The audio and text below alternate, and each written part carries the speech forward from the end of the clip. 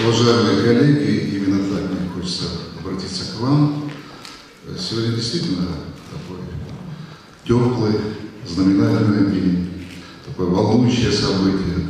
Может быть, кто-то скажет, это вот не первый диплом, но сегодня действительно это вот окончание учебного заведения, которое прозвучало при президенте Российской Федерации. Это ко многому обязано. Именно вот вы, я знаю, и муниципальная власть, и городская, и региональная. Вот мы, когда подъезжали сюда, с Владимиром Владимировичем говорили, что это мой основной потенциал. И это очень приятно, когда губернатор уже говорит, это вот одна из основных моих встреч. Это очень важно. Ну и возвращаясь к тому, что было сказано, что вот, при президенте Российской Федерации. У нас с вами великая страна. Нам не надо никого агитировать. У нас с вами одни помыслы, одни дела, и у нас с вами есть то чувство, которого нет ни у кого. Мы утром встаем и говорим: слава тебе, Господи, что на свет Божий Ты вот меня гражданином России создал. Это чувство, то есть мы не позиционируем это мы не подчеркиваем, это действительно так. Говоря о президенте Российской Федерации, мы можем говорить о том, что у нас с вами самый лучший президент.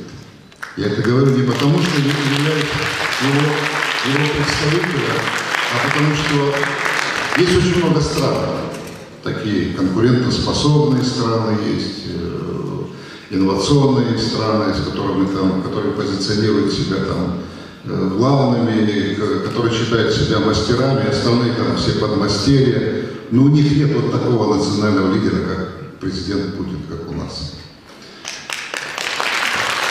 И, пользуясь такой прекрасной возможностью, хочу вас поздравить с окончанием, с вручением дипломов, а учиться еще будете всю жизнь. И хочется пожелать вам огромного жизненного счастья, такого чиновничьего благополучия, Божьего благословения.